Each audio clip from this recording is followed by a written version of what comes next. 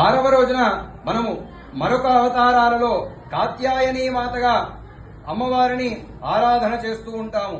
భాద్రపద బహుళ చతుర్దశి ఉత్తర భారత పంచాంగ సంప్రదాయం అనుసరిస్తూ ఆశ్వయుజ కృష్ణ చతుర్దశి నాడు బ్రహ్మ విష్ణు మహేశ్వరుల తేజస్సుతో కాత్యాయన మహర్షి ఇంట్లో పుత్రికగా అవతరించిందట.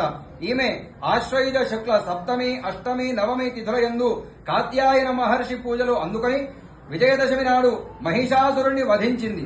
కాత్యాయని దేవి అమోఘమైనటువంటి ఫలదాయిని.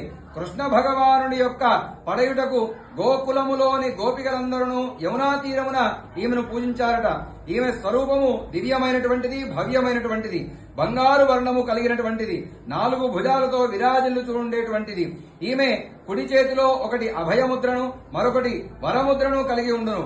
ఎడమ చేతిలో ఒక దానియందు ఖడ్గము, వేరొక దానియందు పద్మము శోభిల్లుతూ ఉండేది.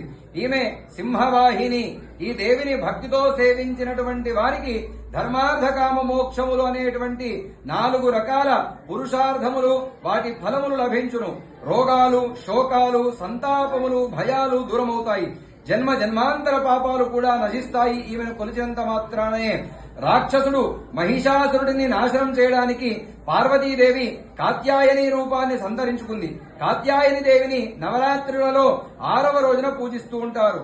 బృహస్పతి గ్రహం కాత్యాయని దేవతచే పరిపాలించబడుతుందని నమ్ముతుంటారు.